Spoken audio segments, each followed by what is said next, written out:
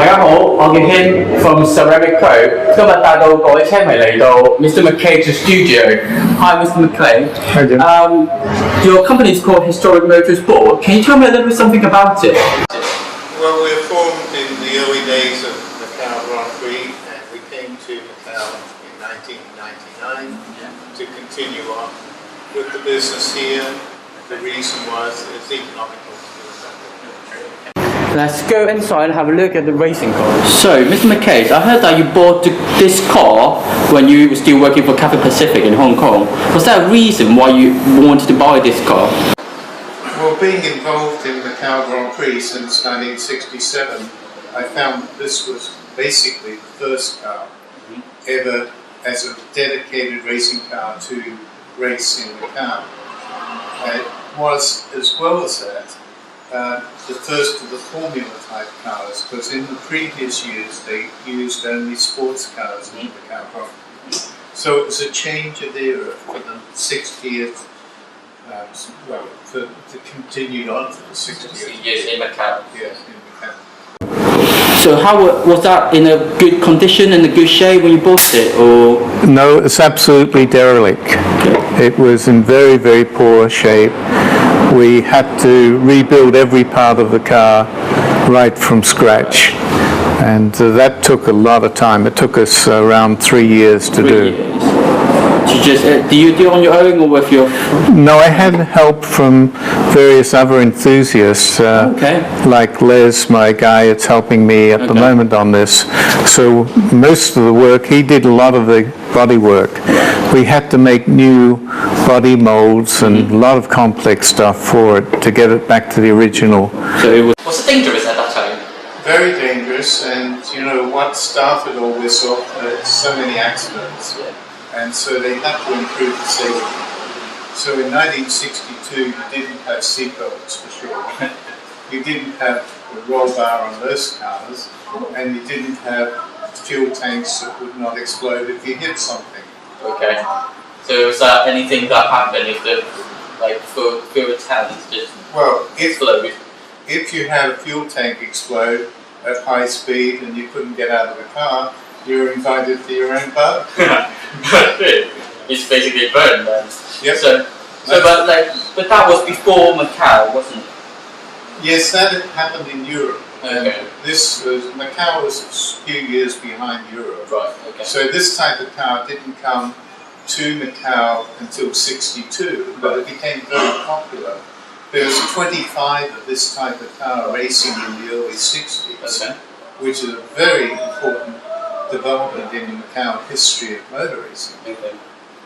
Can you talk to me a little bit about the owner of this car or the driver of this car before? Okay, the chap who built this car was actually from Macau. Okay. His name was Ed Carvalho.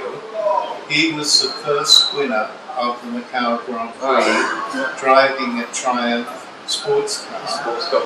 And he was the general manager of the garage in Hong Kong called the Hong Kong Garage at that time. Now he built this car in his workshops in Hong Kong and brought it over.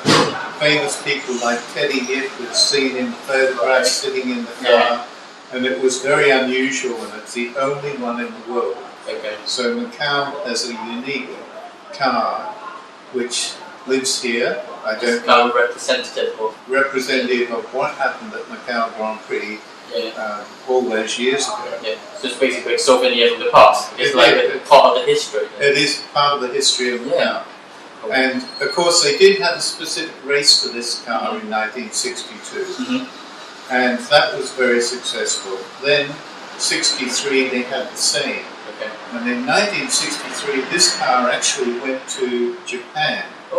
And the second Japan Grand Prix after World War II, this car raced in the Japan Grand Prix.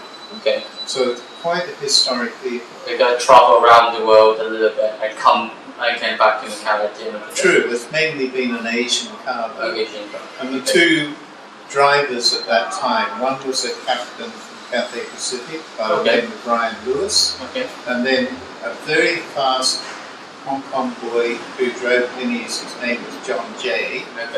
He drove it at the Japan Grand Prix. Right, okay. The names are on the car, actually, I think. Correct. Correct. And that's the reason for the names. Yeah. Do you put it back on, or because no, it wasn't on originally. Oh, it was not. So we wanted to make sure both these chaps are still alive. Oh, okay. And they live in Australia. Right. And so they're very happy that the car has been rebuilt to what they remember. Have they seen them? Yes, yes. I've got photographs of John Jay in the car in this workshop. Oh, right, okay. And he's also a very good photographer, so the photographs are quite good. Must be quite happy about it. Yeah, very, very happy. Cool. So, if there's anything else you want to know about the car, it's listed on the specification. Because actually, it looks like quite heavy work, but as I know, racing car, it must be quite light. Okay, the weight of this formula was, if it had 1000cc engine, it was 370 kilos at the end of the race. Okay. If it had the 1100cc engine, it was 400 kilos at the end of the race. Okay. That means with fuel remaining, oils and water in the car. So that's how the legislation was, to make it even. Yeah. So there was like same standards, every car should kind of meet that standard with every single detail and like every single technical, basically. Correct, minimum weights. And so this became a worldwide FIA formula. Okay. And over 25 of these cars raced at Macau. And they were the first serious racing car to come to Macau Grand Prix. So there's a lot of history tied up in this. Yeah, you can tell that everything is well made and then well built from you, obviously. Well, the styling also is period, because in 1961 Ferrari won the World Championship with a shark nose, like this has got a shark nose. Oh, okay. They call it a shark nose. It's exactly like what, and when Ed Cavalier built the car, he wanted to make it look like a Ferrari. Oh, right. That's why it's so red. That's why it's red, of course. True.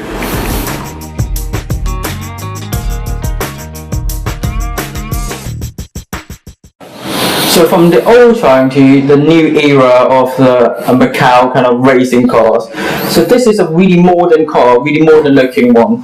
Can you tell me about it, about the design and about the skeletons on the side? Why is that? Well, you do it for getting European approval, and this car is European approved, type approved. So you build a very strong chassis which will survive a very heavy impact, not like the old racing cars which wouldn't survive the impact. So this is an exoskeleton car. That means that all the strength is on the outside of the car. Okay. And so that then, with the batteries underneath us, we have 30 batteries underneath us, and that gives 100 volts of power. And then you have the motor. In this case, it's a 10 kilowatt motor. So this car does 120 kilometers an hour, and it will go for 250 kilometers. So that's running around Macau about 6 times before you run out of battery. Oh, so it's not, you don't really charge it every single day, basically? You can recharge it every day. It charges just off a single phase 230 volt, like you run your computer. How long does it take to charge the whole thing? It takes from minimum charge to maximum charge 6 hours. 6 hours. So you can come home after using it all day, plug it into a power point, wake up, and you got another full battery supply. Okay. So, and also, are you guys trying to develop like faster, more speedy motors at the moment? Yes, we have several other cars we got in development, and we have Porsche replica cars from the early days of Porsche, and they have up to 13 kilowatt motors. Wow. And that will take them in the vicinity with 550 kilos of weight to around about 150 kilometers per hour. Wow, cool. That's faster than the original Porsche would go in the... That's better than the Porsche, So because it looks so big compared to the old one, does it weigh different that much? Or because that one was 400 kilograms. But how about this one? Well, the reason is that people have got bigger between 1960 and 2013. Right. So we have to build a car that will take a 6'6" person. True. That was the way. Well, they were 5'6". So, okay. So then you've got to have enough space and big seats because people are bigger everywhere. Well, true. So you've got a 250-pound 6'6" person. So you've got to be below your rope for legality. Cool. Right? You're taller than I, so I'm okay. But you're perfect. I'm just about right to hold this ball. You're not 6'6", but we can make the seat longer. Oh, okay. So it's like mobile, it's movable. Yeah. Okay. So how much does it weigh? This ball? This weighs 550. 550 kilos. So that's basically battery weight. There's 150 kilos of battery at the back here. Yes, so basically where we sit under where we sit in. Under our posterior. Right, okay. So we can get a good charge if we need it. Yeah, right. True. So it's like 150 and then it's about 500? 550 kilos. So it's not that much different compared to the old one. No. So it doesn't really affect the speed? No. It's just a bigger, safer, and that's what you need for the modern technology. So I heard there's a new generation kind of racing next year. What's the name of that? Well, the FIA is introducing a Formula E, and there's 10 races worldwide.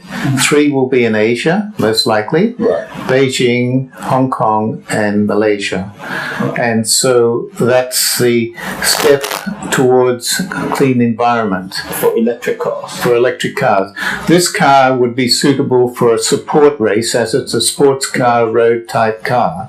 So that's the way the market should be going in the future. Okay, thank you very much. Pleasure. Thank you for the information. So, Mr. McKay, I can see 2 minis in here. So, is this a supercharger? Yes, that's a supercharger specially built for mini engines, and both the cars are the same configuration. Right. And this is a lightweight one with the fiberglass body. Right. And this is the standard body shell with fiberglass extensions. Okay, how fast can they get? Well, it's very difficult to judge because mainly on lap times, this was the second fastest car in Japan several years ago when we took it there. So we were competing against minis which didn't have BMC engines, they had Honda engines. Okay. So they were 16 valve and we were only 8 valve, but the supercharger makes a big difference. So I can also see so many different cars are not assembled at the moment. Can you show me around? Yeah, sure. Well, we'll show you one of the rare ones and maybe another one of the rare ones. Okay. So, Mr. McKay, you said this is quite a unique one, isn't it? Yes, this was a car called the Peregrine Falcon. Right. And the Peregrine Falcon is supposed to be the fastest bird in the world. Right. But I think this was not the fastest bird. So this one was actually built in England, and it was around the era after World War II where you didn't have any new cars available for competition. So a lady school teacher got this built. A lady?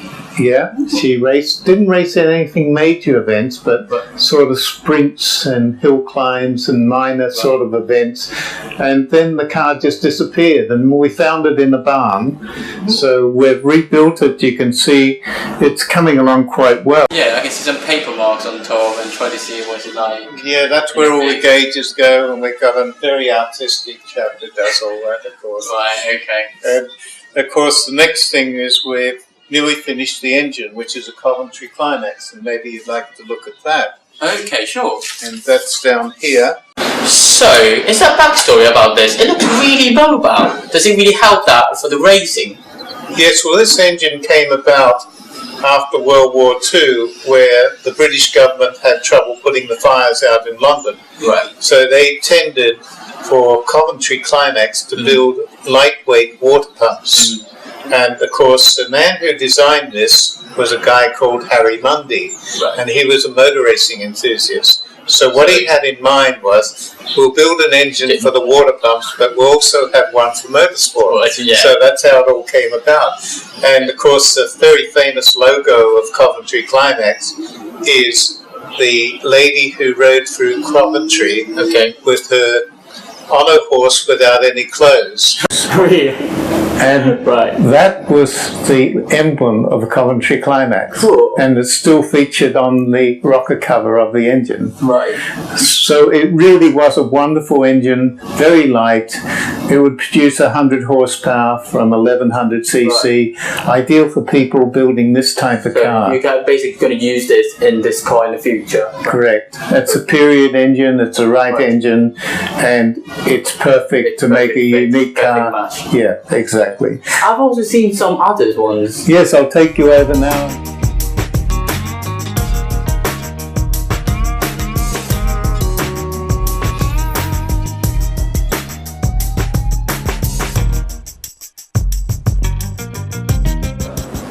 This car looked quite like the early GT. Can you give us some information about it and how you found it? Okay, what happened here was the car was built as the prototype for a man called John Green in England. The car was called a Darren Mark I, and this is the only one. He made other Darren Mark IIs and IIIs later on, but this was the first car he ever built. This was 1968. It ran at Nürburgring in 1968 and 1969. Not very successfully, right? But it then went back into English club racing where it was reasonably successful. It was very aerodynamic, very much like the Ford Mirage GT40. In fact, the windscreen is exactly the same windscreen as what they had in the Ford. It was cheaper to do it that way because Pilkington Glass in England made the windscreens for the GT40. So this is the basic history. Then it went to Singapore to race in the Singapore Grand Prix. The early Singapore Grand Prix back in the 60s, 1969, 1970. It blew an engine up in practice and it never raced. It then sat in Singapore for 35 years before a friend of mine managed to obtain the car and get it here, so we started to rebuild it for him. And this is the story of this car. It's got a Ford twin cam engine, which is about 185 horsepower. It's all space chassis. It looks very different. It has gull wing doors like Mercedes used, and so it's quite a unique vehicle. So how you found them? Do you have some pictures here? Can you just guide us through like the prototypes or like how you found them? Yes, well, the prototype. These are after it was found in Singapore, and you can see the corrosion, how bad it was. This is the originals in England, and this is a model they made of the car before they manufactured it. They made like a baby version of like a baby version. You can see a full racing car in the background. So this is quite unique, and being unique, it's going to be a very famous car, and it's been rebuilt just for a purpose to keep it in circulation. So that sort of covers the whole side of the Darren Mark I, and again, it's a small car, which everyone was small in those days, so we're looking for small drivers. Yes, looking back before, have you got anything like modern, like before, like the La Beretta that you can show me? Yes, well, we've got the prototype chassis for the new Beretta, and I'll walk you over there and show you that. This is the original model they made of the car before they constructed the vehicle. It was 1/3 scale, and behind you can see a full version of a racing car from 1968 era. That was the first start of it by John Green.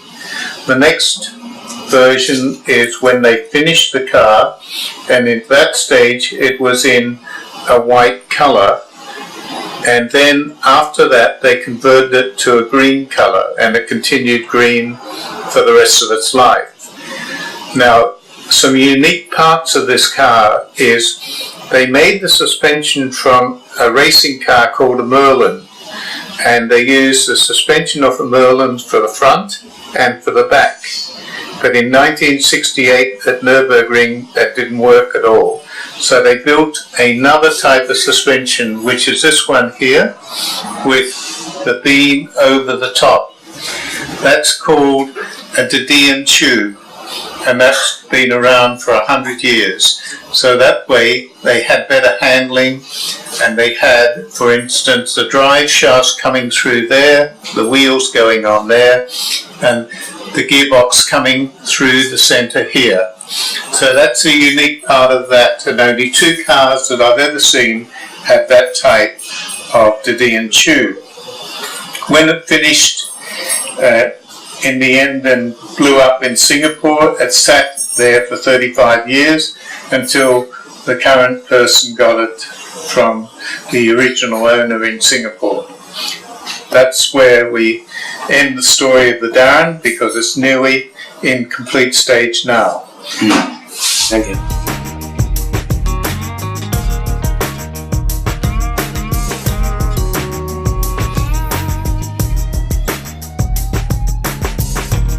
We're now in Mr. McKay's workshop.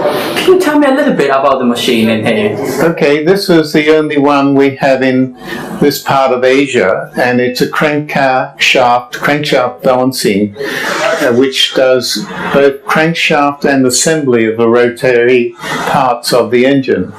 So you put the crankshaft in here, you measure the outer balance of each end, you adjust that, and then build up the flywheel, the front pulleys, the clutch assembly, so you build a whole rotating assembly which is then perfectly balanced. Then you have connecting rods and pistons which are balanced separately on a set of scales over here, and then you go to the workshop where we assemble the engines in a clean area. Is that side? Would you like to guide us to that? Yes, let's go down there. Okay, this part of the workshop looks a little bit different from the other part.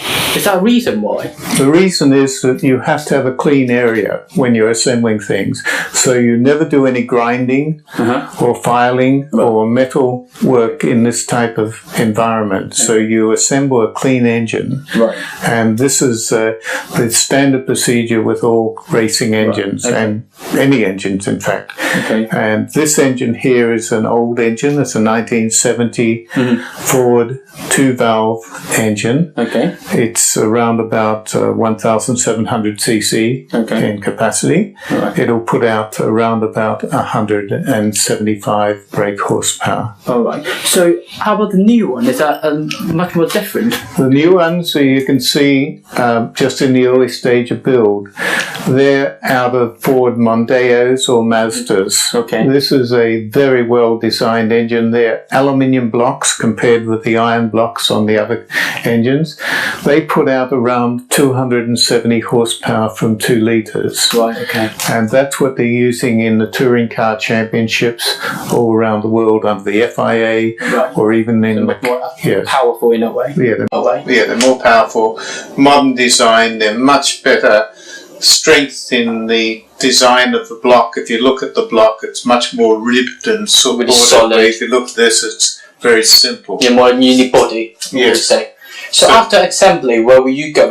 Will you test it, or? Yes, we then test. We'll take you out to the test area, so you can look at that.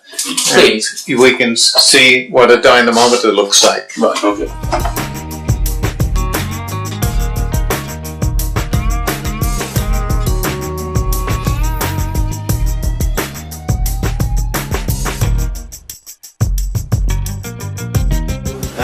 So we're now in the control room.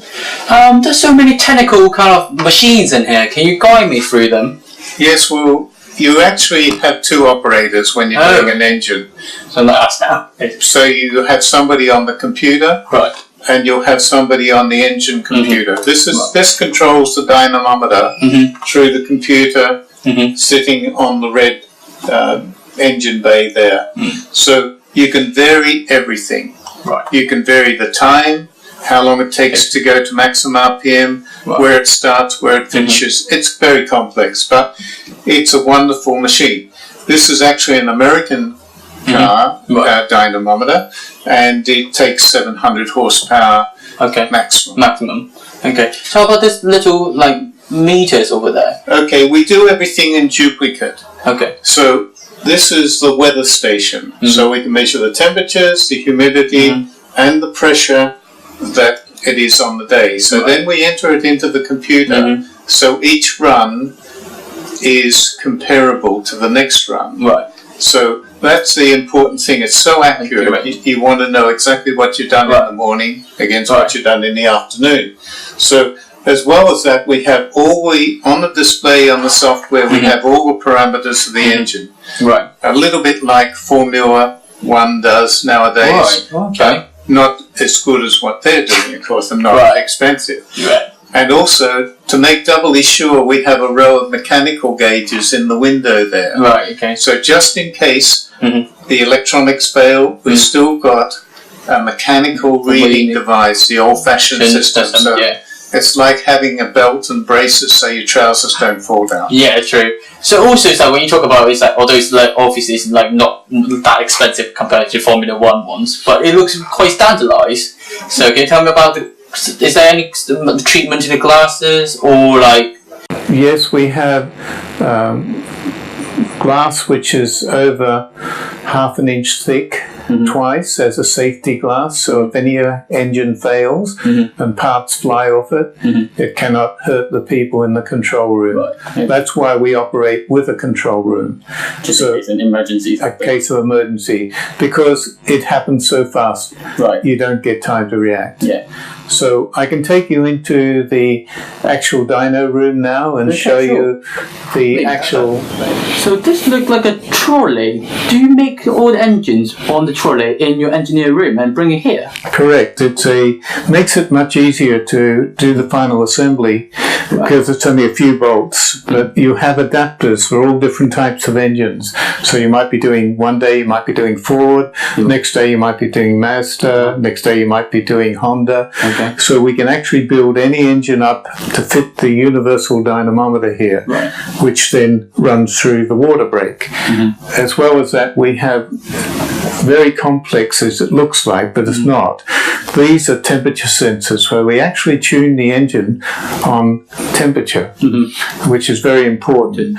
And we have computers. We have two computers which also links into the control room. So we can actually do a full and comprehensive testing with dual of everything, because you can't have a failure or else you might see something and the engine will explode. You might miss it.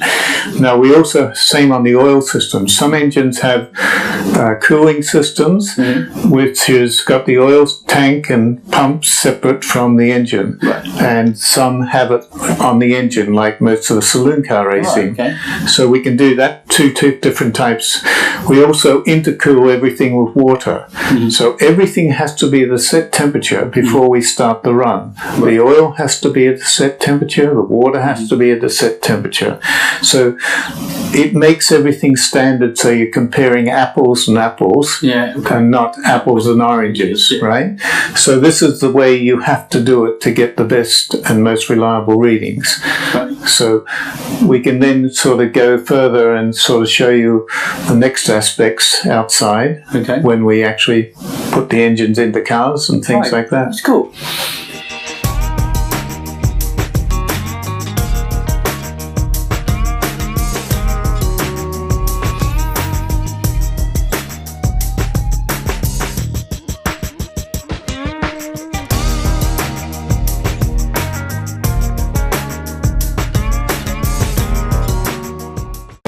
As we can see, this is another prototype for lab reactor, isn't it?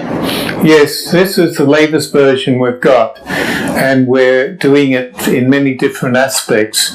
It's designed as a race car, a track day car, if we wanted to put an electric motor in it, we could do that. If we want to put a 650 horsepower Audi engine in the back, it's built for that dimensions.